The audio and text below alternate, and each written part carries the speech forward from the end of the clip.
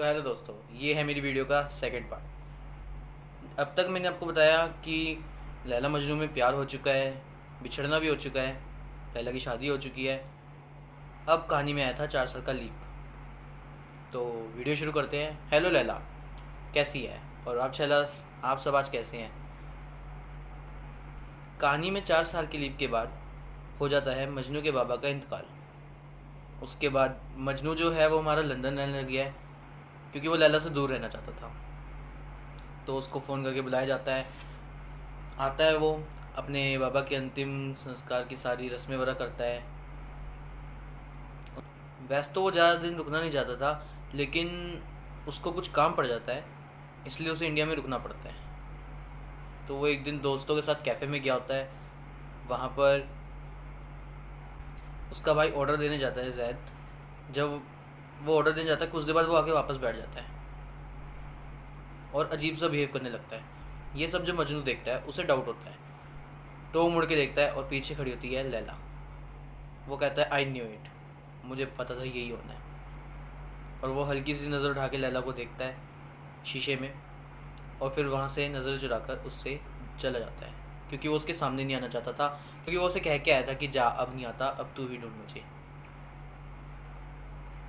जब लैला चली जाती कैफ़े से, मजनू के दोस्त उसे ढूंढते हैं, लेकिन वो कहीं नहीं मिलता। उधर जब लैला घर पहुंचती है, तो उसका पति बताता है कि मिली अपने यार से आया हुआ है। फिर लैला अपनी बहन से कहती है कि वो आया हुआ है, मुझे उससे मिलना चाहिए, तकलीफ़ में होगा। उसकी बहन कहती है अब क्या मिलना, अब तो 4 साल हो चुके हैं लंदन में, वहाँ वो याशियाँ कर रहा होगा, अब से मिलना ज़रूरी नहीं बनता। लेकिन लैला कहती है नहीं, मैं मिलूँगी उससे। उधर मजनू के दोस्त उसे ढूंढ लेते हैं, घर लेके जाते हैं। वो बार बार कह रहा होता है कि मैं जंगल में अकेला था, जंगल की एक खास बात होती है, जंगल में कोई इंसान नहीं होता। वो कहता है मैं था वहाँ पे, लेकिन और कोई इंसान नहीं था। मतलब वो डिप्रेशन में इतना था, बार बार एक ही बात रिपीट करे जा रहा था। डॉक्टर बताते हैं कि ये डिप्रेशन का शिकार हो चुके हैं। थोड़ी देर बाद जैद आता है। वो आके मजनू को कहता है कि भाईजान, लैला का फ़ोन आया था और वो आपसे मिलना चाहती है। और मजनू अगले दिन चला जाता है लैला से मिलने। वो बैठा हुआ सोच ही रहता है कि मैं ठीक तो लग रहा हूँ, कि मुझे देख के हंस वस तो नहीं देगी। इतने में लैला आती है और वो शर्माने लगता है। जैसे ही मुड़कर लैला को देखता है, लैला बोलकर बेहोश हो जाता है। इसके बाद लैला रोने लगती है और वो जाते हुए अपनी बहन से कहती है कि ये कैसा है ना, ये तो अयाशियाँ कर रहा था, फिर ये ऐसा क्यों कर रहा है। वो कहती है बहुत गलत हो चुका है जो भी मैंने उसके साथ किया है। अब इन दोनों की फ़ोन पर बातें होती हैं। तो लैला कहती है कि हम भाग जाएंगे, हम अपनी अलग दुनिया में रहेंगे। मजनू सामान वगैरह पैक करना शुरू करता है। उधर लैला घर से निकलने लगती है, तो उसका पति उसे रोक लेता है। वो उसे पता लग चुका होता है कि लैला मिल चुकी है कैसे।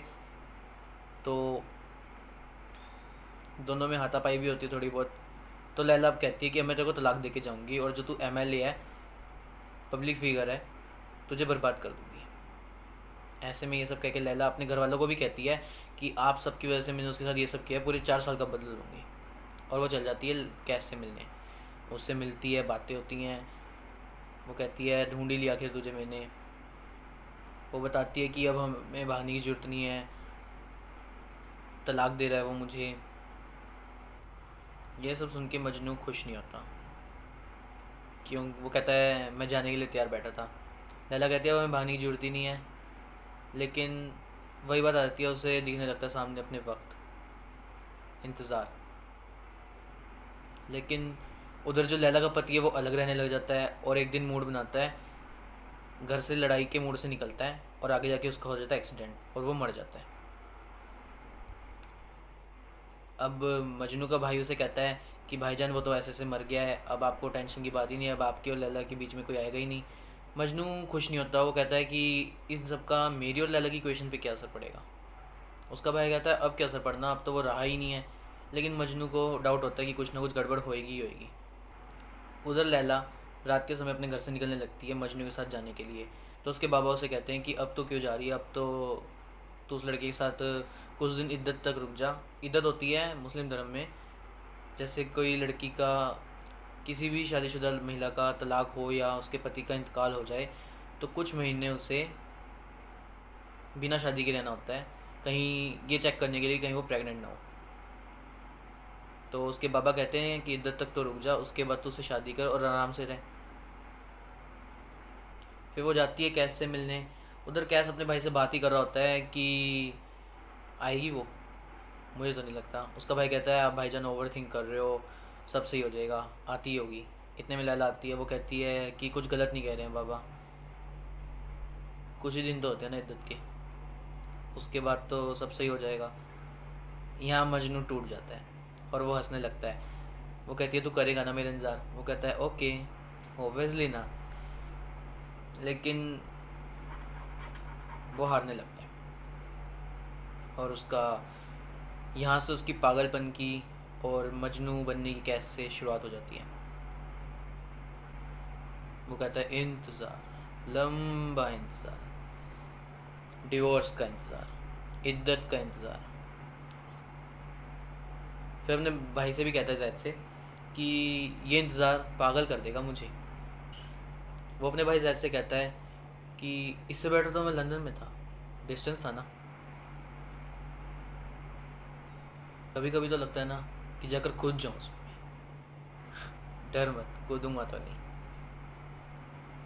लेकिन ये समझ नहीं आता कि करूँ तो क्या करूँ। तो उसका भाई कहता है ऐसा करते हैं अपने हाट पर चलते हैं, नज़र भी मार लेंगे, टाइम भी पास हो जाएगा। तो वो चलते हैं दूसरी जगह रहने। वहाँ जाने के बाद मजनू को उसका भाई छोड़कर वापस आ जाता है किसी काम से। और मजनू जंगलों में घूमता है, कभी रोता है क्योंकि टूट चुका है, कभी लैला से बात करता है, उसे वो दिखने लगती है, बातें करती है उससे। इसकी खबर उसका नौकर मजनू का उसके भाई जैद को कर देता है। अब जैद आता है उससे मिलने और उसे बताता है कि आप ये सब क्या कर रहे हो, मुझे खबरें मिली हैं। तो वो बताता है कि मैं अब तक जो भी कर रहा था सिर्फ इंतज़ार कर रहा था, लेकिन खुश नहीं था। लेकिन अब मैं जो भी कर रहा हूँ, जैसे भी कर रहा हूँ, जैसे भी यहाँ तक पहुँचा हूँ, मैं खुश हूँ आज। अब मजनू तो खुश है, लेकिन ये सब देख के उसका भाई जैद खुश नहीं है, क्योंकि ऑब्वियसली ये खुश होने की बात नहीं थी, क्योंकि ये पागलपन की शुरुआत थी उसके। ये देख के मजनू पूछता है अब तू वापस कब जा रहा है? वो कहता है मैं वापस नहीं जा रहा, मैं आपके साथ यहीं रुकने वाला हूँ। मजनू को गुस्सा आता है, वो पूछता है तुझे क्या मैं पागल लगता हूँ? और अब मजनू कमरे में चला जाता है और उसके ऊपर सब नज़र रखना शुरू कर देते हैं। मजनू आपस अपने आप में बड़बड़ा रहा होता है कि कोई नहीं समझेगा हमें, देखो कैसे घूर रहे हैं, घेरे हुए हैं हमें। वो कहते हैं दिल तो करता है भाग जाओ यहाँ से, और वहाँ से भाग जाता है। जा रहा होता है, रास्ते में जाते हुए लैला से बातें कर रहा होता है। कुछ लोग नमाज़ पढ़ रहे होते हैं और वो उससे हो जाते हैं डिस्टर्ब, और वो कहते हैं हमारी नमाज़ ख़राब कर दी, और उसको पीटना शुरू कर देते हैं। पहले डांटते हैं, उनमें से एक बंदा उठ के उसके सर पर पत्थर मार देता है। ऐसे मजनू को गुस्सा आता है, उसने वो कहता है कि मेरी गलती क्या थी? माना कि मैं अपनी माशूक से बात कर रहा था, लेकिन आप भी तो अपने माशूक से बात कर रहे थे ना, मुझे पत्थर क्यों मारा, मेरी गलती क्या थी? फिर वो चीखता है उन लोगों पे और हंसते हुए भाग जाता है जंगल की ओर, वहीं अपनी पहाड़ों वाली जगह पर वो वहीं रहना शुरू कर देता है। लोग इधर उधर से कुछ खा पी लिया, बस ऐसे ही चलता रहता है। फिर गाना आता है हाफिज़ हाफिज़।